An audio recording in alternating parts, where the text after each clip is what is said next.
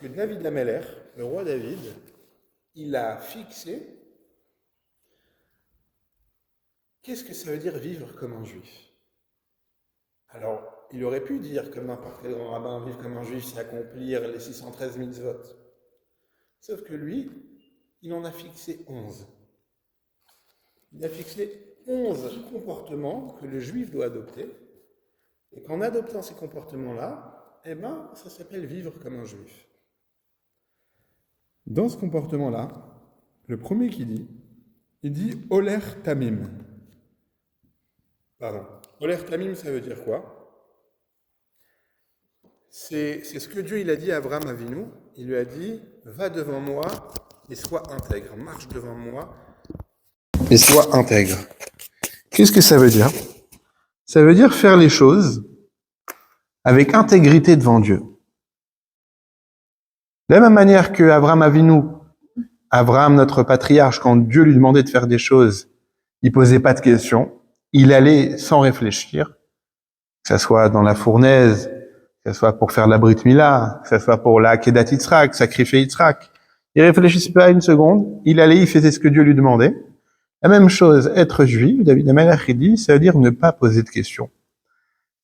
Et cette chose-là, elle est intéressante parce qu'on voit au fur et à mesure du temps, au fur et à mesure de la vie juive ou de notre vie à nous, on a des situations sur lesquelles on n'a pas de réponse. On a des questions, mais on n'a pas de réponse. On a beau croire en Dieu, on a beau prier, on a beau étudier, on a beau se comporter comme il faut, et on voit des gens, des grandes sadikim, ils ont des souffrances dans leur vie. Il y a des questions comme la Shoah. Pourquoi il y a eu une chose pareille? On n'a pas la réponse. Pas tout, et ben on peut avoir la réponse. Et donc David Ameller, il dit, la première chose déjà de vivre comme un juif, c'est savoir que pas à tout, on peut avoir une réponse à toutes ces choses-là. La deuxième chose qu'il dit, c'est Poel Emet. Poel Emet, si on veut traduire littéralement, ça veut dire un employé véridique, véritable. C'est-à-dire qu'il travaille avec vérité. Et il donne là-bas l'exemple de Abba Chilkiyahu. Abba Chilkiyahu, c'était lui-même un homme, un juste, un tzaddik. Il était aussi le petit-fils de Choni Améhagel.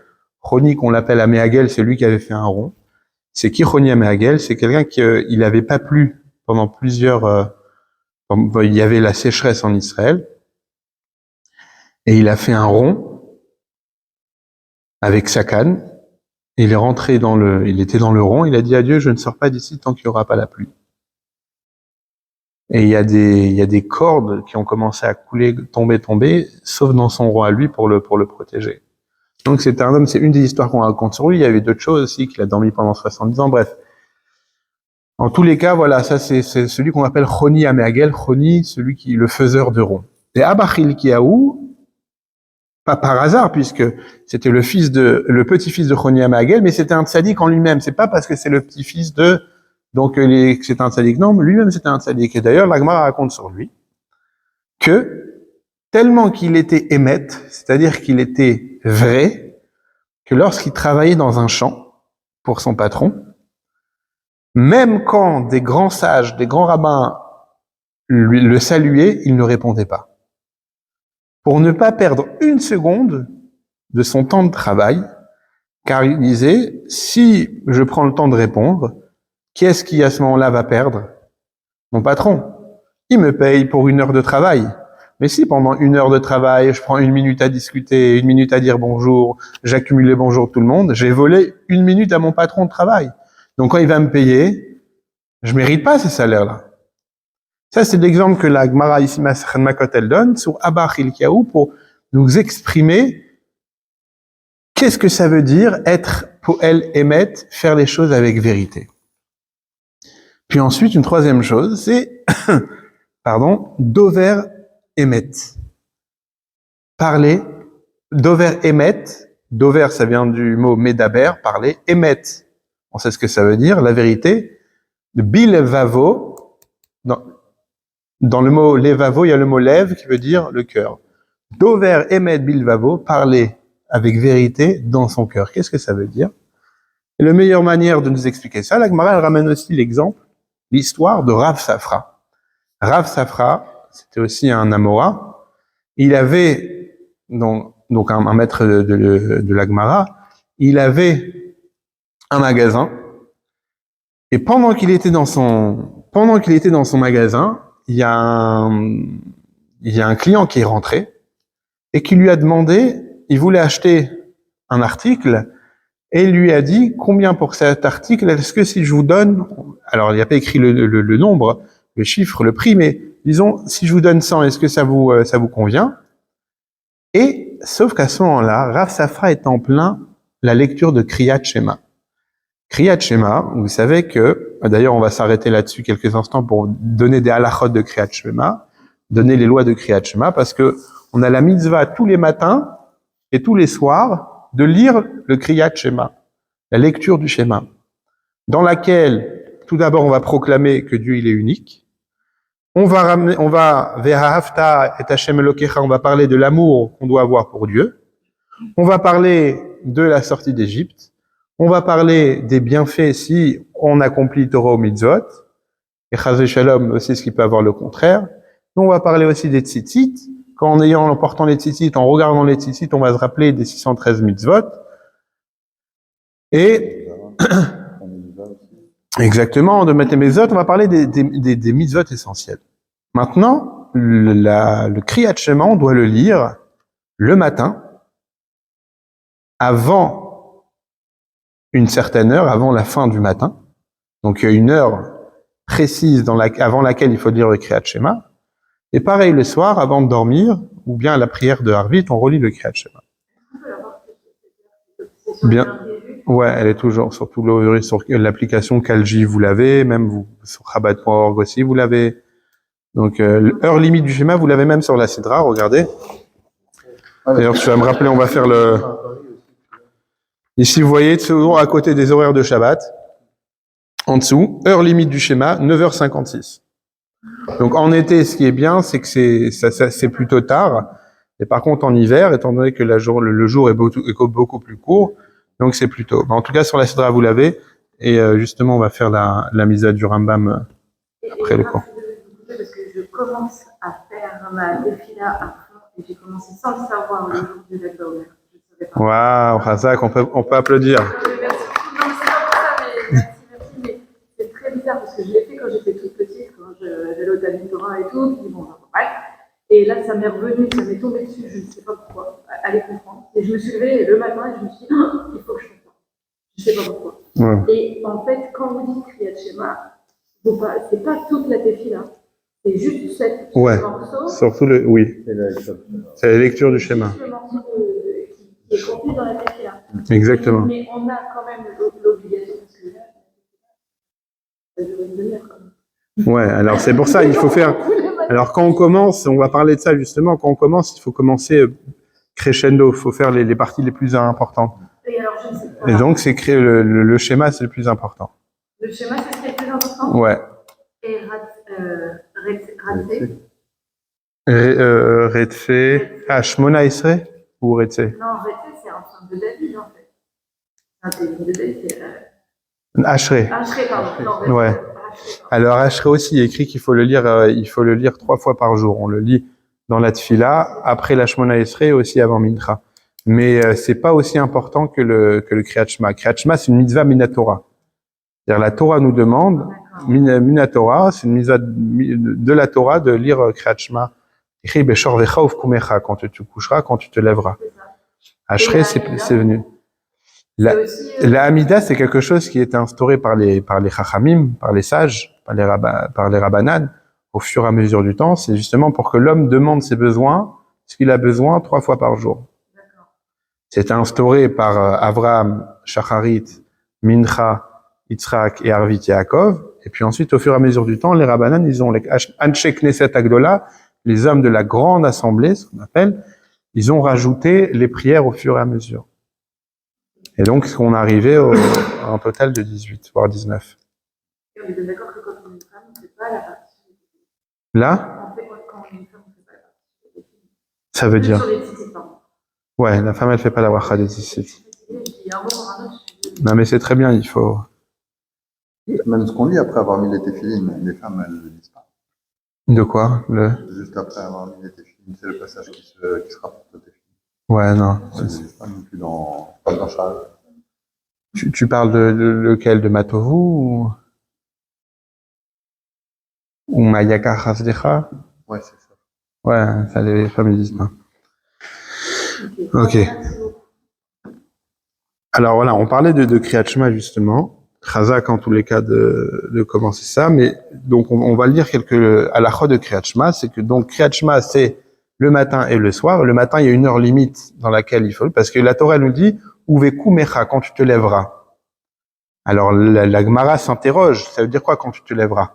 Quelle heure on se lève? Les gens qui travaillent toute la nuit, ils vont se lever plus tard. Et donc il y a un débat dans la Gemara pour définir c'est quelle heure du lever, et c'est jusqu'à quelle heure que les hommes se lèvent, en général. Et donc l'heure, elle est définie, alors il y a plusieurs, on va pas rentrer là-dessus, c'est une grande Gemara. En tous les cas, aujourd'hui, on a les horaires, à quelle heure ça termine, et il faut lire le schéma avant cette heure-là. Et ça, c'est une mitzvah minatora. C'est-à-dire c'est une mitzvah très très importante de la Torah même. Lorsqu'on lit le Kriyat Shema, on n'a pas droit de s'interrompre.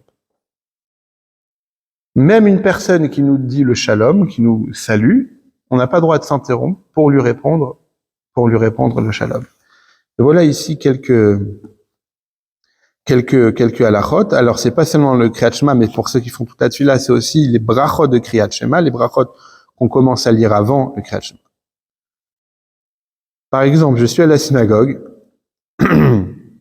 je suis ben aprakim, c'est-à-dire entre par exemple de Shema à Ve'afta, j'ai pas encore commencé Ve'afta.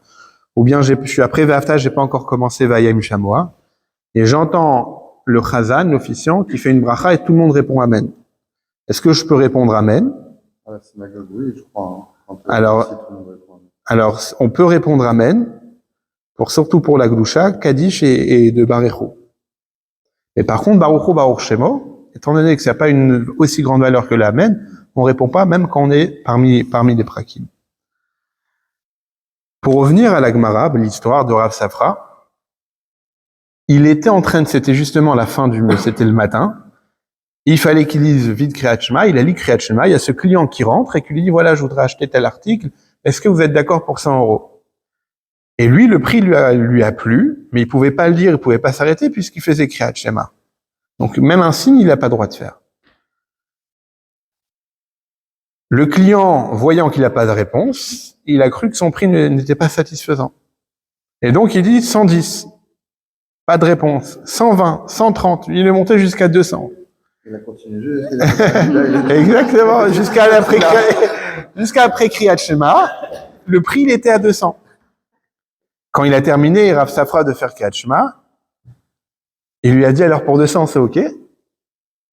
Il lui a dit non, je te le vends pour 100. Parce que quand tu m'avais proposé cette somme-là, dans mon cœur, j'avais accepté cette somme-là. Et ça, c'est ce que David Amelech dit, Dover Emet Bilvavo, il parle de son cœur avec vérité. C'est-à-dire que avec son cœur, même s'il n'a pas dit, il a été d'accord sur le prix, quand la personne est là, même si elle a augmenté, c'est un niveau quand même, surtout pour un commerçant. Je pense qu'il a dû faire faillite pas longtemps après. Je plaisante. Au contraire, en agissant comme ça, il a dû avoir la bracha comme il fallait. Maintenant, pourquoi David Amelech il nous parle de ça? Donc il en cite 11, ici on a pris, il y en a plusieurs aussi, ne pas mentir, ne pas endommager, respecter les sages, ne pas faire ribit. Alors ribit aussi, c'est dans la paracha qu'on parle du ribit. C'est quoi ribit? C'est l'usure, c'est-à-dire prêter avec intérêt. On n'a pas le droit. Et David Amelech il dit même à un non-juif, on n'a pas le droit de prêter avec un intérêt. Et pourquoi sur les 613 mitzvot, les 613 lois, il va nous en citer, il va en prendre seulement 11, qui sont d'ailleurs pas écrits d'Over Emet Bilvavo. C'est pas des choses qui sont dites clairement par la Torah, et David Amelech il a choisi cela pour justement que ça soit pas trop difficile pour un juif d'adhérer à toutes les mitzvot. Comme une personne qui veut changer, qui doit faire un régime ou il a une maladie, le docteur doit lui dire lui prescrit de changer complètement ses habitudes, il va pas lui dire de changer drastiquement, c'est pas bon. C'est comme alors bon, après c'est un autre débat par rapport à fumer, mais je sais que quand les personnes passaient au dollar devant le rabbi, il y a une personne qui passe devant le rabbi et qui, on parlait de chutzpah. Le culot, il a la chutzpah de demander au rabbi pourquoi, qu'il a vu des jeunes bachourines, des jeunes étudiants fumer devant le 770, il demande au rabbi pourquoi le rabbi leur dit pas d'arrêter de fumer. Ça, c'est de la chutzpah. Et le rabbi, quand même, il lui répond, il lui dit tout d'abord, parce qu'il y en a que si le rabbi leur dit d'arrêter de fumer, ils vont arrêter tout de suite de fumer. Et c'est intéressant parce que le rabbi dit que, et pour la santé, pour certains, c'est pas bien d'arrêter tout de suite drastiquement de fumer. Exactement. Il faut demander au docteur. Alors aujourd'hui, je sais qu'il y a des méthodes avec les patchs, Nicorette et tout, qu'on peut arrêter. Mais, en tout cas, tout ça pour vous dire que David Ameller, il a choisi 11 mitzvot, 11 comportements, que pour lui, c'est sa définition de comment être juif, comment vivre comme un juif. Puis ensuite, est venu après Ishayahu, donc Isaïe, et lui, il en a noté, il en a dit aussi quelques-unes. Il a notamment donné la tzedaka, d'être gentil avec son prochain, et ne pas profiter du business de ton ami. Ça, c'est aussi, c'est une des mitzvot indirectement qu'on parle dans la paracha de Bechukotai. Puis ensuite, il y a Micha qui est venu quelques générations après, et lui aussi, il dit qu'il faut faire des jugements, etc. Oui, qui est de la justice. Qui est de la justice, d'aller chez des juges, etc., pour régler les affaires, pas les régler soi-même. Que les jugements soient équitables, pardon. Maintenant, ce qui est intéressant, alors, Chazar Ishayahu Vemidan Alstein, que Ishayahu, il est revenu, il en a mis sur 2. Shimru Mishpat, Ishayahu, il est revenu après, il a dit 2 choses. Gardez Mishpat, c'est-à-dire le jugement, la justice, Ve'asut Tzedaka, et faites la charité. Mais ce qui est intéressant, donc c'est toute une page, on ne pourra pas lire, mais tous les prophètes qui sont venus, génération après génération, pour nous dire qu'est-ce que ça voulait dire vivre comme un juif, toutes les mitzvot qu'ils nous donnent, elles parlent de quoi? Elles parlent en réalité du comportement qu'un homme il doit avoir envers son prochain. Mais il n'y en a pas un qui nous a dit faire le Shabbat, manger kasher, mettre les téphilines. Pourtant, c'est des mitzvot de la Torah. Pourquoi on n'a pas ça? C'est même le plus important. Et c'est une question ici que quand tu vois toute la Gemara, depuis David Ameller jusqu'à Micha, jusqu'à Amos, etc., il n'y en a pas un qui nous a dit parler des mitzvot aussi importants que le Shabbat. Et aujourd'hui, tu vas demander à quelqu'un, même pour la conversion, les mitzvot les plus importantes, c'est quoi? Le Shabbat, la kashrut, les téphilines. Des rituels, alors que là, il parle de shalom. Et c'est pas que shalom. Exactement. Alors, c'est intéressant le mot rituel. Exactement. Ici, on parle de, quand on voit David Ameller, le roi David, tout ce qu'il nous dit, en réalité, c'est sois intègre, ne pose pas de questions, mais on n'a pas les grandes mitzvot comme le Shabbat, comme les téphilines, comme la kashrut. Pourquoi? Pourquoi? Par exemple, Là, on parle avec c'est sur les comportements vers son prochain. Ce sont ces mitzvot-là qui vont permettre d'avoir la paix entre tous les hommes. Et si on a la paix entre tous les hommes, alors on pourra plus facilement appliquer toutes les lois. Alors c'est très intéressant ce que vous dites, mais concrètement, non. Alors justement, c'est intéressant. Ça attache le cœur. Ça attache le cœur, d'accord, mais dans ces cas-là, ça c'est ce qu'un homme, ce que l'être humain doit se comporter. Mais ici, la question qu'on avait, c'est surtout qu'est-ce que ça veut dire se comporter comme un juif. Et c'est plus facile, entre guillemets. Le juif, c'est le Shabbat. Le juif, c'est les téphilines, c'est la kashrut. Hein? C'est plus facile de bien se comporter envers son prochain que d'appliquer ces mitzvot-là qui doivent s'apprendre, que ça, on peut l'apprendre quelque part par soi-même. Ça doit être normalement inné chez l'être humain, en fait, d'être bon et d'aimer son prochain, quelque part. Alors, C'est la qualité humaine. d'abord. C'est avoir Ouais, des qualités c'est- humaines d'abord. C'est le sentiment. Quoi. Mais ça veut dire que quand on voit les valeurs de toutes les religions, c'est les mêmes valeurs. C'est le bon comportement, c'est le respect d'autrui, etc. Le fait qu'on doit aimer Dieu en premier et que ça, aimer son prochain comme soi-même, est-ce que c'est pas le plus important et de la part? Alors,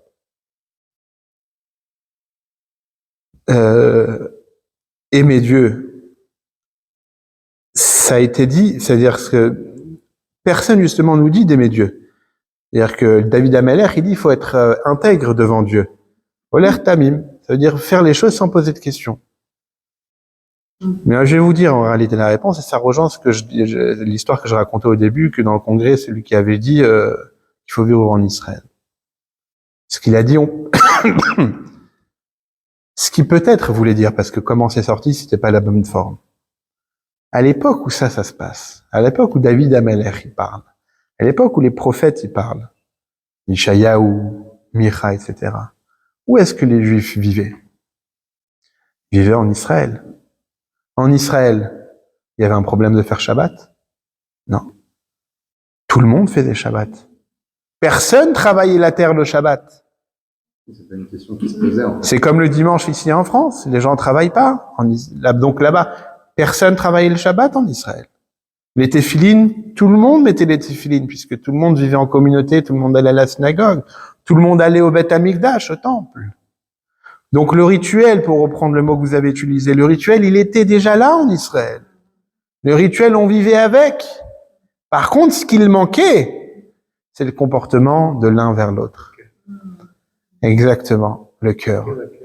D'ailleurs, c'est aussi le problème de la société israélienne aujourd'hui. Oui, c'est ce que j'allais dire. C'est le respect entre la gauche et la droite.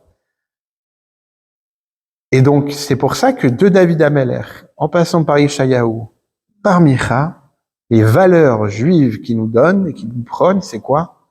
C'est le respect du prochain, la vérité envers son prochain, l'intégrité. Pourquoi? Parce qu'envers Dieu, tout était déjà là. Par contre, qu'est-ce qu'on voit? C'est quand il y a eu l'exil et que les Juifs ils ont été exilés à Babylone. Qu'est-ce qui s'est passé? Prenons l'histoire de Achashverosh, Assuérus. Il fait un grand festin, il invite tout le monde. Qu'est-ce qui se passe là-bas? Les Juifs commencent à aller aussi à son festin. Donc en allant à son festin, bien qu'il avait fait aussi exprès kasher pour les Juifs, mais le fait de se mêler, de s'assimiler, on commence à perdre les valeurs.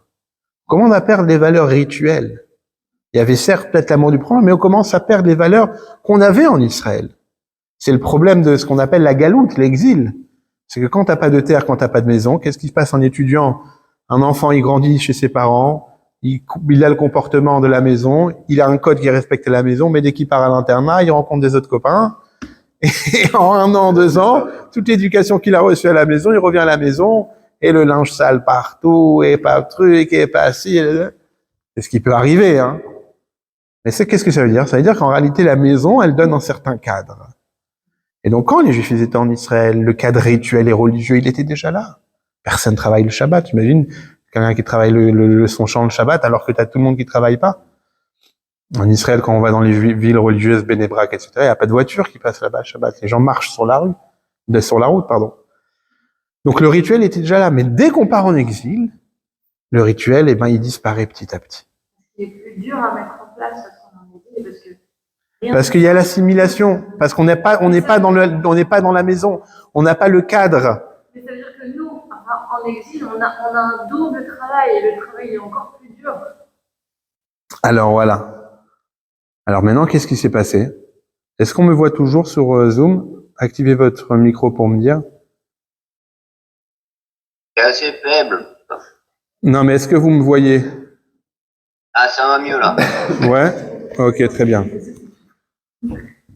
Maintenant, qu'est-ce qui se passe? C'est que c'était une des choses que, juste, pardon, Ishayahu, il avait, que David Ameller, il avait dit, une des 11 choses, c'est d'écouter les sages, de respecter les sages. Et en réalité, dedans, à travers cette chose-là, au fur et à mesure des générations, on voit que qui est-ce qui a entretenu la flamme du peuple juif, qui a encadré justement le côté religieux, rituel du peuple juif, c'était les rabbanim. C'était les chefs de génération. Passant par Rashi, par le Rambam, par le Ramban, tous les grands de chaque génération, c'est eux. C'est pour ça que la Torah nous dit dans Chumash Devarim, et qu'il faudra faire que Chol Asher Yorucha, tout ce qu'ils vont t'enseigner, il faut que tu suis les lettres.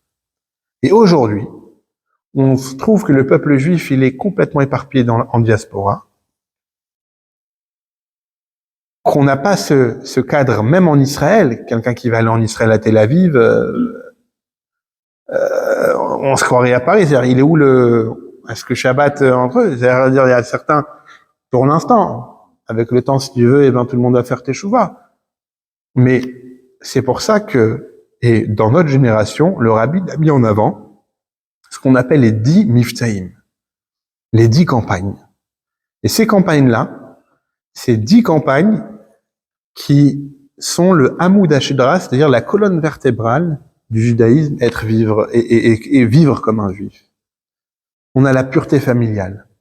Le fait de garder la pureté Taharat Hamishpacha, la pureté familiale, respecter l'Anida, etc., ça fait en sorte non seulement de garder une vie équilibrée dans un couple, mais surtout amener dans le monde des enfants avec une pureté.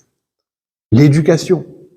L'éducation. C'est-à-dire que, d'ailleurs c'est le problème, en France on rencontre beaucoup ce problème-là, c'est que les personnes qui ont des enfants, à l'adolescence, ils lâchent un petit peu, ils coupent le cordon et mon fils, il fait ce qu'il veut. Et donc, on abandonne un petit peu l'éducation. Alors que dans le judaïsme, on met un grand dagesh. Dagesh en hébreu, ça veut dire une ponctuation sur l'éducation. Parce que c'est ça qui va nous permettre de continuer. C'est pas parce que ton fils, il est... Moi, je comprenais pas quand j'avais 18 ans, il est parti prendre son appartement et tout. Et il a pris son studio. Alors tout d'abord, je trouvais ça bête parce que pourquoi tu veux payer un loyer si tu peux être chez tes parents, si tu peux être encore chez tes parents. Et après, je comprenais pas. C'est même l'ambiance, le Shabbat, etc. En fait, c'est dans la mentalité que à 18 ans, vas-y, tu fais ce que tu veux, tu fais ta vie. Mais le problème, c'est que, alors peut-être c'est tôt, peut-être c'est tard. Il y en a qui sont oui, mais pourquoi c'est-à-dire que ça fait partie de l'éducation. Tant que tu te maries pas pour fonder ta propre maison, pourquoi tu vas prendre une autre maison? Il y a l'Ahavat Israël, l'amour du prochain. Et l'amour du prochain, c'est l'amour matériel et spirituel. Dans la paracha de la semaine, justement, on parle que si tu vois ton ami qui a perdu sa parnassa, tu dois tout faire vers Zak Tabo, tu dois le soutenir.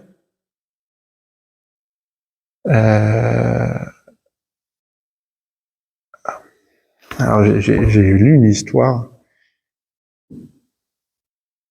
Ouais. Alors, c'est pas seulement physiquement, mais c'est une question que il y avait un couple qui avait eu un enfant. Et ils ont appelé, et avant la bar mitzvah, ils ont appelé leur rav, ils leur ont dit voilà, avant la brit mila, pardon. Ils ont appelé leur rav, ils leur ont dit voilà, on a une question, ma femme et moi, c'est qu'on veut nommer notre fils Michael.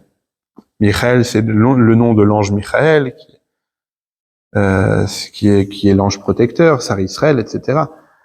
Et aussi, c'était le nom de notre grand-père, qui est un grand sage, un grand tzaddik, un grand rav, donc on voudrait donner ce nom-là à notre fils. Le problème, c'est que dans l'immeuble où on habite, il y a une famille qui ont justement perdu, il y a quelques temps de cela, leur fils, un enfant qui s'appelait Michael, il a eu une maladie, il est parti.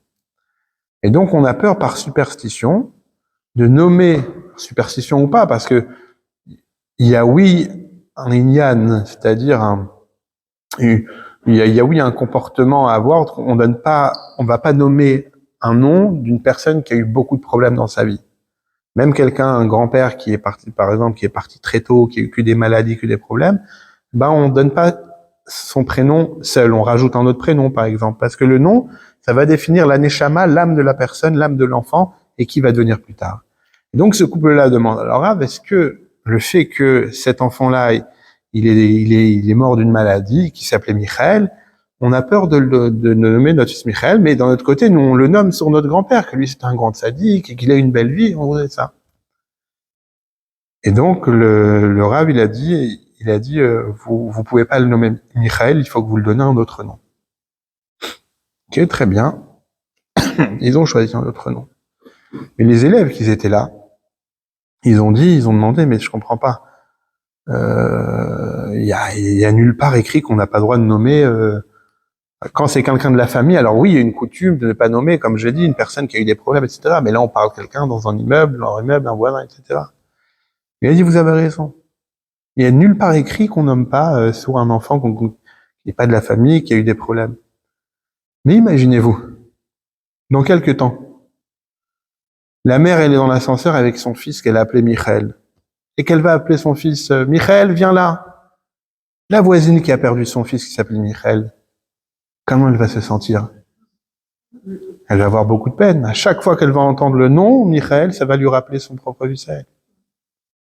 Donc il leur a dit, c'est pour ça que je leur ai dit de ne pas nommer le nom Michael. Pas parce que c'est écrit. Parce que, pour pas faire de la peine à une autre personne.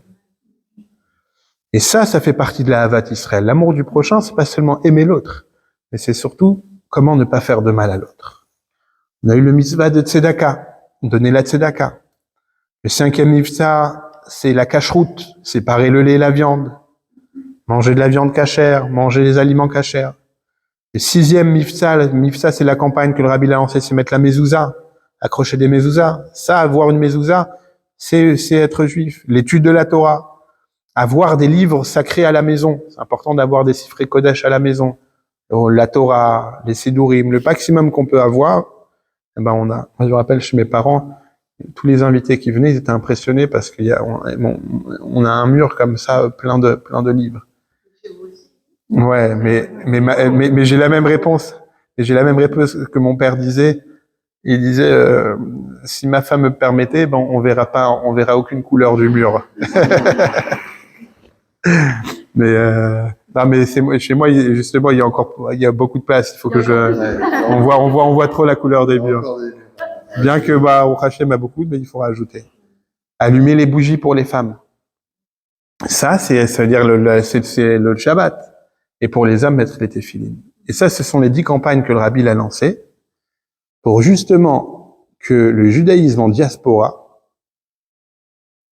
puisse vivre comme un juif. Et ça veut dire quoi aujourd'hui, vivre comme un juif? C'est-à-dire que les valeurs qu'on nous donnait, qu'on a citées tout à l'heure, elles sont déjà là aujourd'hui. C'est-à-dire que grâce, entre guillemets, à l'antisémitisme, on est obligé d'être soudés, de se soutenir, d'être là l'un pour l'autre, de soutenir nos institutions, de faire la tzedaka, etc., etc. Donc tous le comportement qu'on doit avoir l'un vers l'autre, au Hachem aujourd'hui en diaspora, c'est des problèmes qu'on rencontre moins. Parce qu'on est mélangé.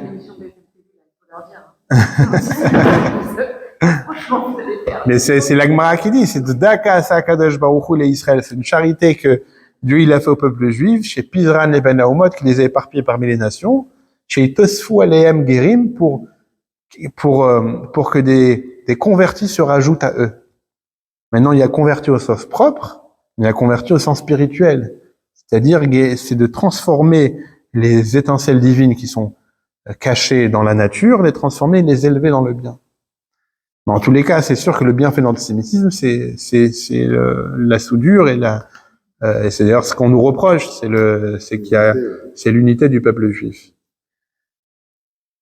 Et par contre, c'est là, pour justement faire attention à l'assimilation, c'est vivre comme un juif, c'est quoi? C'est surtout mettre un accent sur les 10 mifsaïm, les 10 mitzvot qu'on a dit. C'est filin, les nerot Shabbat, Havat Israël, la tzedaka, avoir une maison avec des sfarim. Le fait que dans ta maison, tu as des sfarim déjà, ça ramène la sainteté chez toi à la maison, mais ça te rappelle aussi qu'il faut étudier, qui tu es. Le chinour, l'importance de l'éducation, la pureté familiale, avoir une mezouza, étudier la Torah. Et le 11e, si on peut dire, c'est aussi étudier les lois de Mashiach. Puisqu'on vit dans les temps messianiques, il faut aussi étudier les lois de Mashiach. Donc, qu'est-ce qu'on a vu ici? On a vu tout d'abord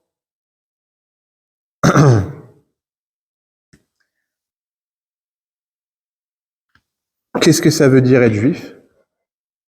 Ce que la Gemara nous ramène avec les enseignements de David Ameller, mais on s'est posé la question, mais à quoi ça sert tout ça? C'est-à-dire, il est où Dieu dedans? Il est où le lien entre Dieu? On a répondu qu'en réalité, le lien entre Dieu, il était déjà là, puisque justement, on vivait en Israël. Donc, il y avait le Beth Amikdash, il y avait tous les lois de la Shemitah qu'on parle encore. C'est la première chose, comment la paracha, elle commence. C'est la Shemitah, la paracha, elle commence Behar Sinaï. Rashi demande, ma Shemitah et Tzelar Sinaï. Quel rapport Shemitah? Tu me parles de la Shemitah. Shemitah, c'est quoi? C'est la 7e année sabbatique, où on ne doit pas travailler la terre. Rashi demande, mais pourquoi tu me dis ça, que ça a été dit au Mont Sinaï? Quel rapport? Au Mont Sinaï, on est dans le désert. Rashi dit, de la même manière que dans la paracha de Behar, quand Moshe, il parle de la mitzvah de la Shemitah, il la donne dans tous ses détails. La même chose, tous les mitzvot qui ont été donnés au Har, Behar, Sinaï, à la montagne de Sinaï, toutes les mitzvot, elles ont été données aussi avec tous leurs détails. Même si les détails, on ne les voit pas dans la Torah, elles ont tous été données à Moshe, que lui, il a transmis à Yoshua, les Yeshua Zekedim, etc. Et c'est ce qu'on a aujourd'hui, nous, dans le Shulchan Aruch. C'est pour ça qu'on te dit Shemitah, que c'était dit au Har Sinaï. De la même manière que Shemitah s'est donné dans tous les détails, toutes les mitzvot qui ont été données, Behar à la montagne, quelle montagne de Sinaï, elles ont été données dans tous leurs détails.